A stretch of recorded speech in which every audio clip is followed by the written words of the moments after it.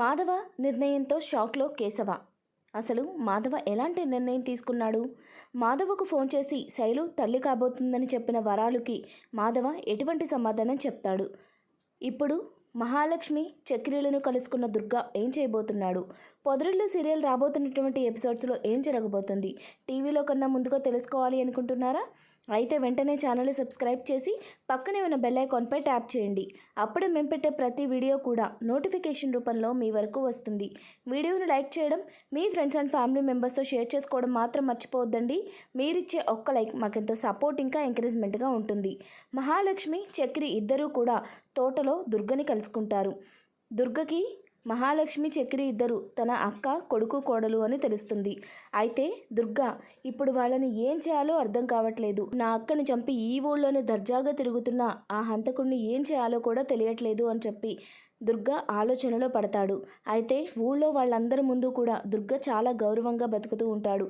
ప్రతి ఒక్కరిని ఒక దారిలో పెడుతూ ఊరు పెద్దగా పెత్తనం చేస్తూ ఉంటాడు. ఆ సమయంలో తను హంతకుడుగా ఊరందరి ముందు నిలబడ్డం తనకి నచ్చదు. అందుకే ఏం చేసినా కూడా వారు ఊరు నుంచి వెళ్ళిపోయేలోపే చేయాలి అని చెప్పి దానికోసం ప్లాన్ చేస్తూ ఉంటాడు. మరోపక్క వరాలు అయితే గుళ్ళో జరిగిందంతా కూడా ఫోన్ చేసి మాధవతో మాట్లాడుతుంది. నీ తమ్ముడు నా కూతుర్ని చిన్నపిల్లని చేసి ప్రెగ్నెంట్ చేశాడు.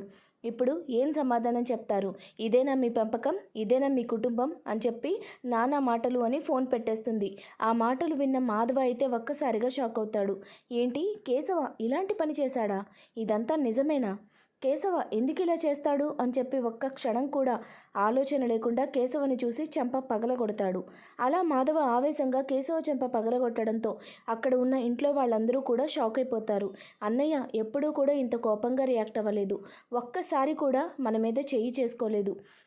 ఇది ఈ టైంలో ఇప్పుడు ఇలా ఎందుకు కొట్టాడో అర్థం కాక చక్రి, కన్న ఇద్దరు కూడా మాధవ దగ్గరకు వచ్చి, ఏంటన్నయ్య ఎందుకలా కొడుతున్నావు? ఎప్పుడూ లేనిది సడన్గా నీకు ఇంత కోపం ఎందుకు వచ్చింది, అది కూడా కేశవగాడి మీద అని చెప్పి చక్రి కూడా అడుగుతాడు. అప్పుడే అక్కడికి వచ్చిన నారాయణ అక్కడ జరుగుతున్నది చూసి, ఏమైందిరా, ఏం జరుగుతుంది, ఎందుకంత కోపంగా ఉన్నావు పెద్దోడా, ఏంట్రా చెప్పు అని చెప్పి అడుగుతూ ఉండడంతో ఇక మాధవ అయితే మహాలక్ష్మి ముందు, నువ్వు శైలుని తల్లిని చేశావా?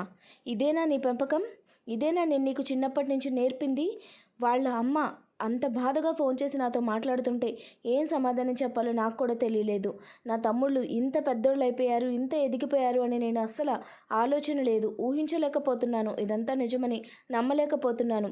ఎందుకురా ఇలా చేశావు అని చెప్పి మాధవ కేశవనైతే నిలదీస్తాడు. దానికి కేశవ, అన్నయ్య నువ్వు నన్ను ఒక్క మాట అడగచ్చు కదా, ఎందుకు ఇలా నన్ను కొట్టావు, నా మీద నీకు అంతకన్నా నమ్మకం లేదా అని చెప్పి కేశవ అడగడంతో మాధవ అయితే ఒక్కసారిగా షాక్ అవుతాడు. నేను చాలా పెద్ద పొరపాటు చేశాను, ముందుగా వాడిని ఒక మాట అడగాల్సింది, అడగకుండా ఇలా చేయి చేసుకున్నాను అని చెప్పి మాధవ కూడా చాలా ఆందోళన పడతాడు. ఇక చక్రి అయితే కేశవ దగ్గరకు వచ్చి, అసలేంట్రా, ఏం జరుగుతుంది, శైలు తల్లి కావడం ఏంటి, వరాలు ఫోన్ చేసి అన్నయ్యకు చెప్పడం ఏంటి అని చెప్పి అంటూ ఉండగా, ఉండన్నయ్య నేను ఇప్పుడే ఫోన్ చేసి శైలుతో మాట్లాడతాను అని చెప్పి కేశవ అయితే శైలుకి ఫోన్ చేసి అడుగుతాడు. అప్పుడు శైలు గుళ్ళో జరిగిందంతా కూడా చెప్తుంది. ఆ మాటలవన్నీ విన్న ఇంట్లో వాళ్ళందరూ కూడా ఒక్కసారిగా షాక్ అవుతారు. వాళ్ళు ఇంతకు తెగుస్తారు అనుకోలేదు. కన్న కూతుర్ని బలవంతంగా పెళ్లి చేయాలని చూస్తారా? తన మనసులో ఇంకొక వ్యక్తి ఉన్నాడు అని తెలిసి కూడా ఇలా ఎలా చేయగలుగుతారు? వాళ్ళు చెప్పింది విని నేను నీ మీదే చేయి చేసుకోవడం తప్పే. ఒక ఆడపిల్ల జీవితం అన్యాయం అయిపోతుందన్న ఆవేశంలో నేను ఇలా చేశాను తప్ప నీ మీద నమ్మకం లేక కాదు. దయచేసి నన్ను క్షమించరా అని చెప్పి మాధవ అయితే కేశవకు దండం పెడతాడు. క్షమాపణలు అడుగుతాడు. అదంతా చూస్తున్న మహాలక్ష్మి అక్కడికి వచ్చి, చూడండి పెద్ది, మీకు ఒక ఆడపిల్ల గురించి ఆవేశం వచ్చింది అంతే తప్ప తను చేసింది మీరు సమర్థించారు అని కాదు. దయచేసి ఇక క్షమాపణ చెప్పడం ఆపేయండి.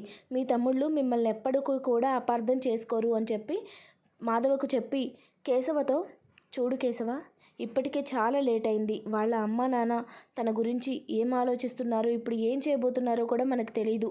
మనం వెంటనే శైలుని ఇంటి కోడల్ని చేయాలి. దానికన్నా ముందు నువ్వు కోరుకున్న విధంగానే పెద్దకి మంచి సంబంధం చూశాను. ఆ అమ్మాయి వాళ్ళ ఇంట్లో వాళ్ళు ఒప్పుకుంటే వాళ్ళిద్దరికీ కూడా పెళ్లి చేసేద్దాం. ఇక మనకి ఎటువంటి సమస్య ఉండదు.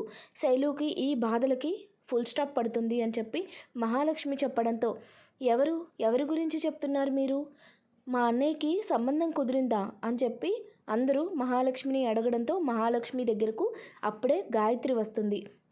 గాయత్రి వాళ్ళందరి దగ్గరకు వచ్చి, అవును, ఆ సంబంధం మేమే చూసాము. ఆ అమ్మాయి మీ అందరికీ తెలిసిన అమ్మాయే, చాలా మంచి అమ్మాయి కూడా. మీతో చక్కగా కలిసిపోతుంది, మీ అందరినీ తల్లిలా చూసుకుంటుంది అని చెప్పి గాయత్రి చెప్తుంది. మాధవ అయితే గాయత్రితో, చూడు గాయత్రి, నేను నీకు ఆ మాటలు మాట్లాడకూడదని చెప్పాను కదా, అయినా కూడా ఇప్పుడు అందరి ముందు ఎందుకు తీసుకొస్తున్నావు? వాళ్ళు ఏమనుకుంటున్నారో, తన మనసులో ఏముందో తెలుసుకోకుండా ఇలా ఆలోచించడం తప్పు. అసలు ఆ విషయమే ఎత్తొద్దు అని చెప్పి మాధవ చెప్తూ ఉంటాడు. దానికి గాయత్రి అయితే, నువ్వు ఊరుకో బావా, నేను ఉన్నాను కదా, అంతా నేను చూసుకుంటాను, మహాలక్ష్మి ఉంది కదా, తను చెప్తుంది అని చెప్పి గాయత్రి అయితే మహాలక్ష్మి వంక చూస్తుంది. ఇక మహాలక్ష్మి మనీషా దగ్గరకు వెళ్ళి తన చేయి పట్టుకొని తీసుకొచ్చి మాధవ్ పక్కన నుంచోపెట్టి, నీకు మా పెద్దిని పెళ్లి చేసుకోవడం ఇష్టమేనా అని చెప్పి అడిగేస్తుంది. దానికి మనీషా అయితే చాలా సిగ్గుపడుతుంది. మనీషా అలా సిగ్గుపడ్డం చూసిన మాధవ అయితే తనకు కూడా ఇష్టమే అని అర్థం చేసుకుంటాడు. ఇక మాధవ కూడా తనకు ఎలాంటి అభ్యంతరం లేదు.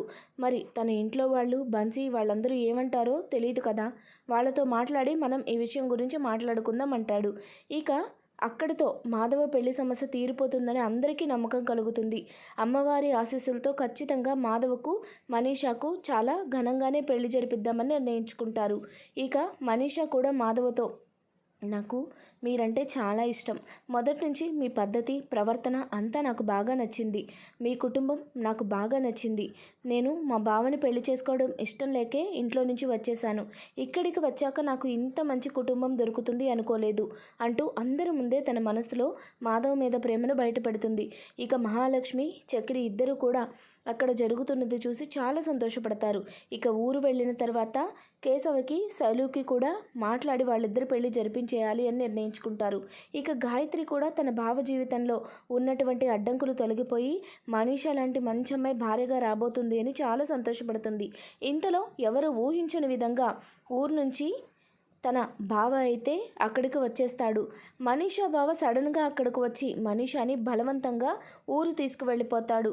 మనీషాని అలా బలవంతంగా బీహార్ తీసుకువెళ్ళిపోవడంతో మాధవ, చక్రి, కేశవ, కన్నా, మహాలక్ష్మి అందరూ కూడా చాలా కంగారు పడతారు. మనీషా మా అన్నయ్యను ప్రేమిస్తుంది అని తెలిసి ఇప్పుడు తనని అలా తీసుకువెళ్ళిపోతుంటే ఏం చేయలేకపోయాం. ఎలాగైనా సరే మనీషాని తిరిగి తీసుకువచ్చి వాళ్ళిద్దరికీ పెళ్లి జరిపించాలి అని అందరూ కూడా బీహార్కి బయలుదేరుతారు.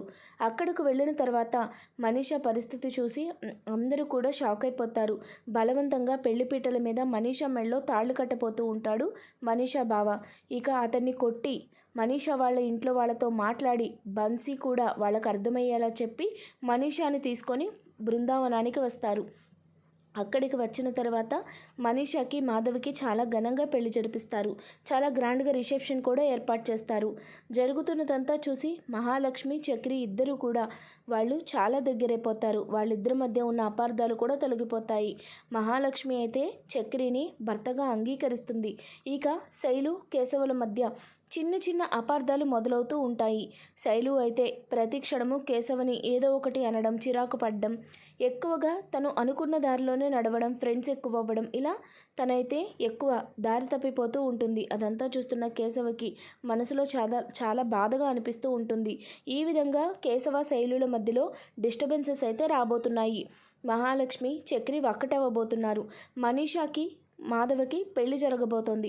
పొదరిల్లు సీరియల్ రాబోతున్నటువంటి ఎపిసోడ్స్లో అయితే స్టోరీ ఇలానే ఉండబోతోంది. వీడియో నచ్చినట్లయితే తప్పకుండా లైక్ చేయండి, ఛానల్ని సబ్స్క్రైబ్ చేసుకోండి. Thanks for watching friends.